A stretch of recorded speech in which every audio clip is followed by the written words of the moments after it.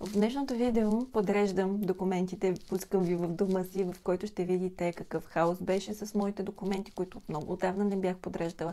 Става дума за личните документи, паспорти, актове за раждане, дипломи, застраховки. Ще ви кажа всъщност и принципите кога, какво да запазите. Консултирала съм се с Анелия по отношение на застраховките. Какво да се случва, ще ви кажа моето мнение по отношение на гаранции. Ще видите подробно как подреждам гаранциите, инструкциите за употреба, какво правя. И тази серия ще продължи също с подреждане на менюто, т.е. рецептите, които използвам. Ще преминем през FlyLady, системата, в която ви показвам как ще си подредя дома. Всъщност ще си направим папка, в която ще бъде всичко необходимо за подреждането на дома. Неща за поправка, неща, които са за основно почистване, кога са за основно почистване, за седмично почистване. Ще видите, цялата система е такава, че никога да не правим основно почистване и дома ни да изглежда много добре. Искам с най-малко усилия дома ми да бъде винаги чист, да си освободя от ненужните неща. Ще си говорим освен за организация на документите, ще си говорим за организация на въобще на всички шкафове в кухнята, ако стигнем до там. Надявам се да стигнем и съм ви подготвила такива теми, така че ги очаквайте. Тук от тези кадри ще добиете представа за какъв хаос ви говоря горе-долу. Ще видите, че съм събирала нещата в всякакви кутии, които съм намерила и които са ми се сторили по-здрави. Това е кутия от лаптоп, тук имаме папки, класьори, джобове, пликове. Тази бялата кутия не си спомням от какво точно е, но имаме и кутия за обувки, ще видите по-нататък. Няма никакво значение. Важното е да ги съберете някъде, за да ви е удобно, когато потърсите нещо, да знаете къде е, или поне на едно място сложете всички документи, за да не търсите из цялата къща. Аз какво правя? Имам папка отделна за всяко дете, където са документите от раждането, през обучение, снимки на приятелчета, от градината, примерно от училище, снимки на детето, всякакви документи, които са за конкретното дете, сами на това място. Имам папка за абсолютно всеки имот, който притежаваме, или една папка имам за продадените имоти, нотариалните им актове. Не знам дали ще ми трябват, но така или иначе ги пазя, гаранционните карти и всичко ми е на едно място. Търся си някъде, където да преместя всички документи, за да знам, че са ми защитени от пожари и наводнения. Ако имате такова нещо, все още проучвам, ще ви споделя, ако намеря първа, но някой от вас, ако ползва нещо такова, за да си защити документите или поне знае, да ми го изпрати, ще съм ви благодарна. Когато помолих Анелия във връзка с това видео да ми каже как е добре да съхраняваме застрахователните полици, тя ми обърна внимание, че е добре да имаме папка наследство, наречена от мен.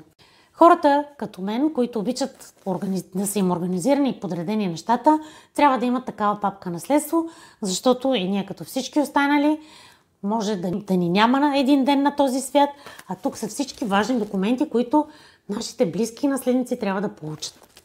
Това е нещо изключително важно, защото в един момент, в който нас вече не няма, е добре нашите наследници да знаят къде да намерят нещата, които са им необходими. Когато отделям документите, които вече не ми трябват, премахвам всички пластмасови неща, естествено, късам телчетата и заделям папките и джобовете, които могат да бъдат ползвани повторно, да се използват още веднъж, да не замърсяват. За да не си помислите, че само това са документите. Имаше и още един шкаф, който вече разчистих и добавих тук нещата, които смятам да запазя от него. Това, може би ще питате за него, той е от Lidl, но не ми харесва как се с времето пожълтя. Може би ще търся някаква спрей боя, за да го напръскам. И продължаваме. Ето тук направих един кашон, в който ще събирам нещата, които после ще пусна на шредера.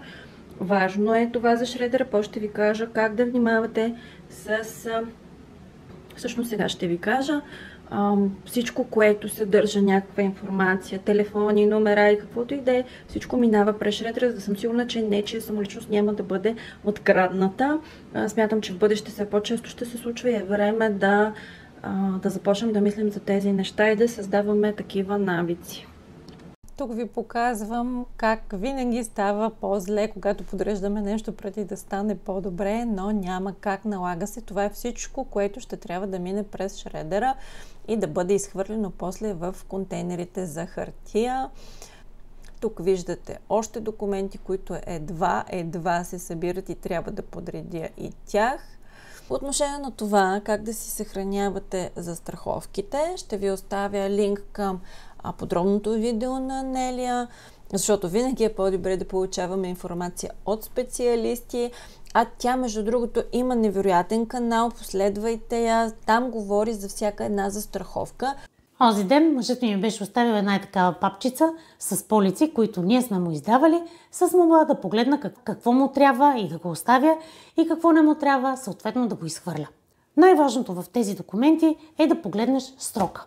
Когато за първи път започнах да чиста шкафа, в който хвърлях всякакви документи, ми отне 4 часа да ги подреда. Но докато ги редях, установих 5 важни области и папки, които мога да пълня, дори да не са подредени идеално, дори да не са направени перфектно, но да бъдат лесни за намиране документите в тях. Ето го и моят мини шредер, отново купуван от Lidl. Това си ми е домашния шредер. В офиса ползваме други, които са с кофе, но виждате тук как съм си го приготвила и тук страничка по страничка всичко трябва да бъде нарязано, за да сме сигурни, че няма да стане фал. Първият документ, който виждате, не е съвсем нарязан, после го минах отново. Целта беше просто да ви покажа.